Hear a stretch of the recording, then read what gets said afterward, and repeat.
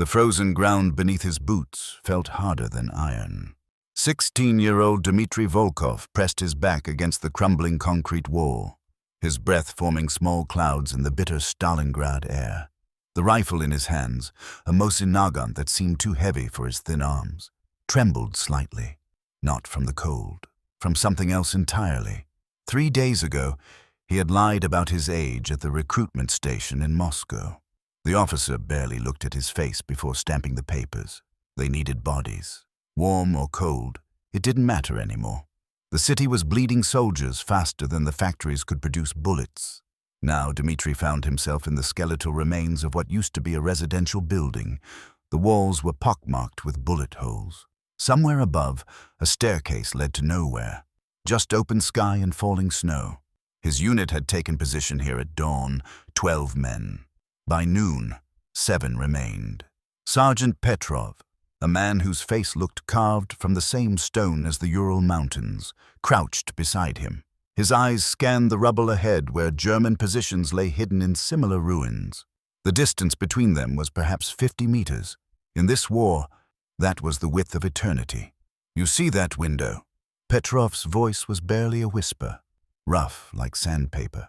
"Third floor, the one with the hanging sheet." Dmitri squinted. Through the swirling snow, he could make out the gray fabric moving slightly in the wind. "Sniper nest," Petrov continued. "Took out Andrei this morning.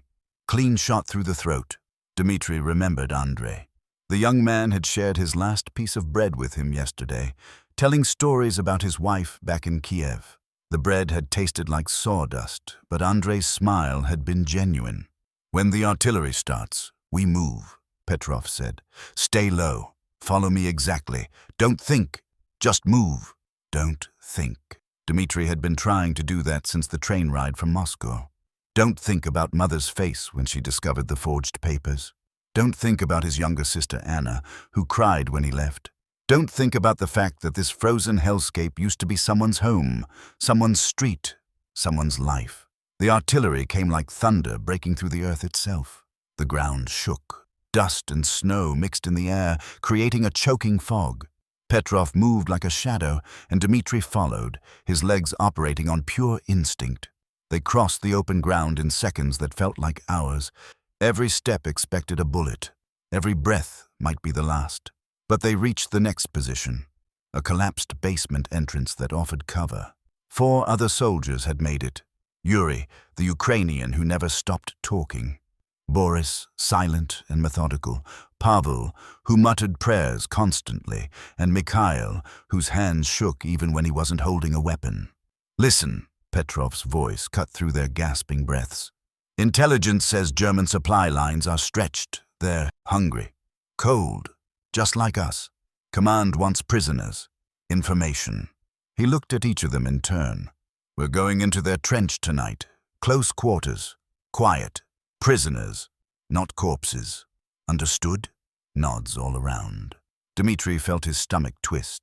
Shooting at shadows was one thing, but face to face, looking into someone's eyes while night fell like a curtain over Stalingrad. The temperature dropped further. Dmitri's fingers had lost most feeling despite the thin gloves. They moved in single file through the ruins, navigating by moonlight and memory. The German trench was exactly where scouts had reported.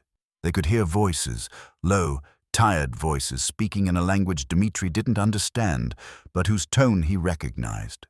Exhaustion, fear, the same things that lived in his own chest. Petrov signaled. They dropped into the trench. Everything happened in slow motion and all at once. Yuri grabbed one soldier from behind, hand over mouth.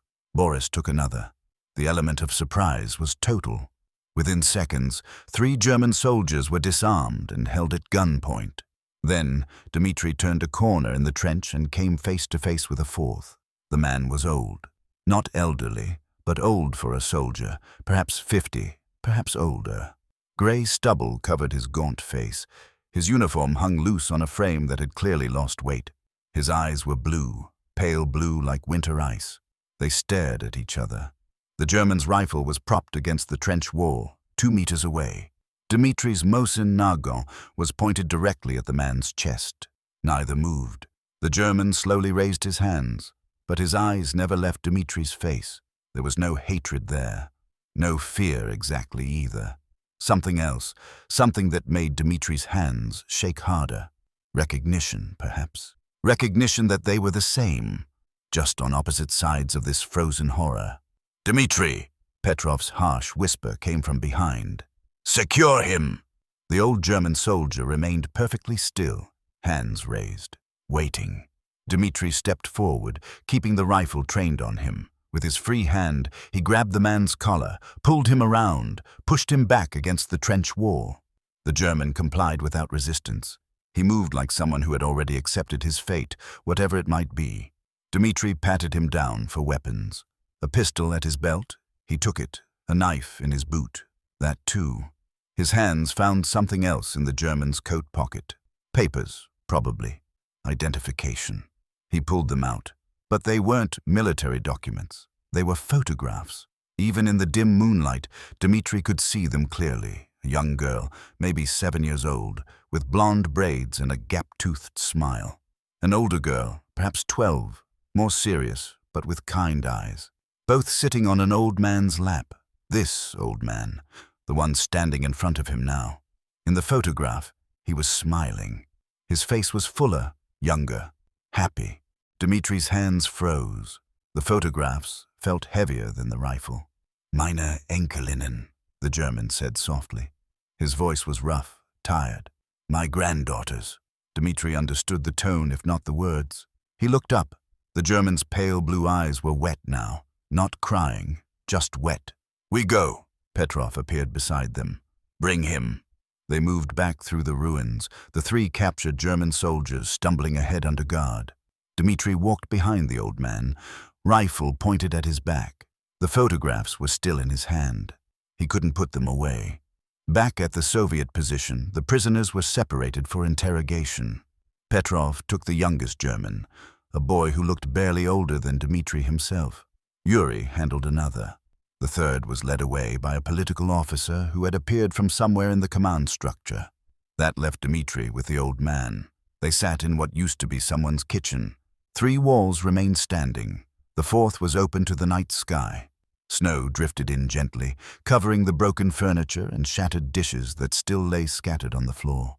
The German sat on an overturned crate, hands bound behind his back. Dmitri stood guard, rifle ready. They didn't speak. What was there to say? An hour passed, then another. Dmitri's feet ached from standing. The cold bit through every layer of clothing, but he didn't move. Couldn't move. His eyes kept drifting to the photographs he had placed on a broken table beside him. The little girl with the gap-toothed smile. The serious older sister. Both looking at their grandfather with complete trust, complete love. "Wilhelm," the old man said suddenly. His voice made Dmitri jump. "What?" "My name. Wilhelm Schneider." He spoke Russian with a heavy accent, but clearly. "You should know the name of the man you will kill." "I'm not going to kill you," Dmitri said automatically.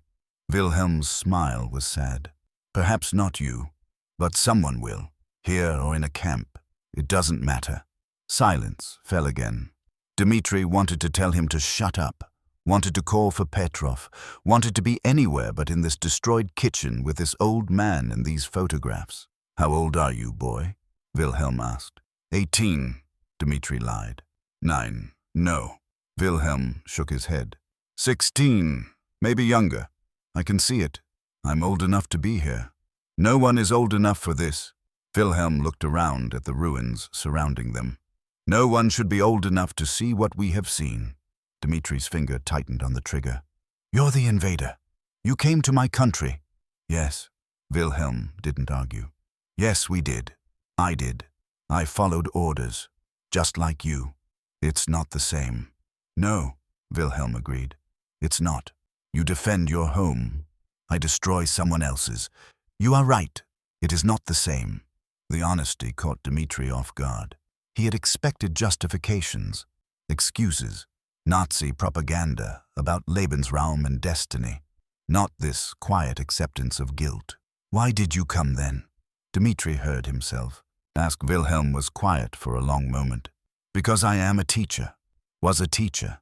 History and mathematics. In a small town in Bavaria. And one day men in uniforms came and said I would be a soldier now. And I said I am 52 years old, too old for war. And they said the Führer needs every German. And I said I have granddaughters who need me. And they said if I do not go, perhaps my son-in-law will have to go instead. My son-in-law, who is the only father those little girls have. He looked directly at Dmitri. So I went, to save someone else. And now I am here, pointing a gun at children, being pointed at by children. This is what we have become. Dmitri felt something crack inside his chest. The photographs seemed to glow in his peripheral vision. What are their names? The question came out before he could stop it. Wilhelm's face softened. Greta, the little one. She is 7. She loves to draw, pictures of horses and castles. Always castles. His voice grew quieter. And Liesel, 12 now. She reads constantly. Her mother says she will ruin her eyes. He paused. I write to them, when I can. I tell them about the snow, the stars. I do not tell them about this. He gestured with his head at the ruins around them. They think I am having an adventure. Dmitri's throat felt tight. My sister is 13. Anna. She also reads all the time. Why was he saying this? Why was he talking to this man? You should go home to her, Wilhelm said, before this place makes you into something she would not recognize. I can't go home. That's desertion. Yes, Wilhelm nodded. Better to die here than live as a coward. That is what they tell us, yes? Both sides. The same lie in different languages. Footsteps echoed outside. Petrov appeared in the doorway, his face grim. The others talked, he said. Supply depot location, guard rotations, good intelligence. He looked at Wilhelm. This one? He doesn't know anything, Dmitri said quickly. He's just a regular soldier. Old, not an officer. Petrov studied Wilhelm for a moment, then nodded. Probably true. They'll send him to the camps then. He turned to leave, then stopped. We move position at dawn. New orders. Get some rest, Dmitri. You did well today. After Petrov left, silence fell heavier than before. The camps. Everyone knew what the camps meant. Slow death from starvation, cold, disease. Months or years of it. Dmitri looked at Wilhelm. The old man's face showed nothing. Just acceptance. Resignation. In my pocket, Wilhelm said quietly. My left pocket. There is a letter. I was writing it when you came. Could you finish it? Send it if you can. Tell them. He stopped. His voice broke for the first time. Tell them their Opa loves them. That he thinks of them every day. That they should be strong for their mother. Dmitri's hand moved toward the pocket before his mind could catch up. His fingers found the folded paper. It was covered in neat handwriting. German words he couldn't read, but he could see where the letter stopped mid-sentence, where Wilhelm had been interrupted by the attack. He unfolded the photographs, placed them with the letter. I can't send it, Dmitri said. His voice sounded hollow to his own ears. I don't know how. The mail doesn't work like that. I know. Wilhelm smiled that sad smile again. But perhaps you can keep it, so someone knows. So Greta and Liesel are not just forgotten. Dawn came slowly, turning the sky from black to gray. The snow had stopped. Dmitri had not slept. He had sat with the letter and the photographs in his hands all night, watching Wilhelm doze fitfully against the wall. Other soldiers came to move the prisoners. Wilhelm stood without complaint, his bound hands making him awkward. As they led him toward the door, he looked back at Dmitri one last time. Stay alive, boy, for your honor. Do not let them make you into what I became. Then he was gone, shuffling through the snow with the other prisoners toward trucks that would take them east, toward the camps, toward death. Dmitri stood alone in the ruined kitchen. The photographs were still in his hand. 2 little girls with blonde hair and trusting smiles, sitting on their grandfather's lap, a moment of happiness frozen in time. Before the war, before everything. He carefully folded them back into the letter and placed them in his own pocket, close to his heart. Petrov appeared again. Dmitri, we're moving out. Gather your gear. Sergeant, Dmitri heard himself say. That German prisoner, Wilhelm Schneider, will he? Don't think about it, Petrov said, his voice not unkind. "That's how you survive this. You don't think about them." But Dmitri knew he would think about Wilhelm Schneider for the rest of his life, however long that might be. They moved through Stalingrad's corpse as the sun rose higher. More ruins, more frozen bodies, more positions to take, more trenches to clear. The war continued, indifferent to the small tragedy that had played out in a destroyed kitchen. That night, in a new position in a different set of ruins, Dmitri pulled out the letter and photographs again. By candlelight, he studied the faces of Greta and Liesel, two girls who would grow up without their Opa, who would wait for letters that would never come, who would eventually stop waiting. He thought of Anna, back in Moscow. Was she still reading her books? Still believing her brother was a hero? What would she think if she could see him now, sitting in the dark, crying over photographs of enemy children? Yuri noticed. "What's that?" "Nothing," Dmitri said quickly, putting them away. But it wasn't nothing. It was everything. It was the weight that would sit in his pocket through every battle, every order, every trigger pull. A reminder that the men in his sights were not monsters. They were teachers and farmers and fathers. They were Wilhelm Schneiders, carrying their own photographs, fighting their own war against orders they couldn't refuse. The next morning, they received orders to attack a new German position. Fixed bayonets, close quarters, no prisoners this time.